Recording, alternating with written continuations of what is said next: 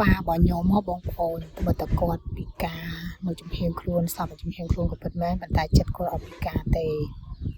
ហើយរឿងនេះក៏ធ្វើតាំងពីគាត់មិនទាន់ឈឺម៉េះដល់ឥឡូវគាត់តែងតែយកគ្រោះពីផ្ទះគាត់យកទៅកើបចាក់កន្លែងខ្នល់ណាដែលមានកលុកចឹងណាបងប្អូនហើយមែនតែមួយជើងណាគាត់ជូនពីរវាជើងណាព្រោះវាកលុកវាធំចឹងណាហើយទៅគាត់ថាធ្វើទៅចូលទៅបនទៅព្រោះខ្លាចក្មេងៗជីម៉ូតូជីអីបានមើលធ្លាក់កលុកស្អីចឹងណាបងប្អូនទៅសារទឹកចិត្តគាត់ខ្លួនឈឺហើយនៅតែឆ្លៀតទៅធ្វើចឹងទៀត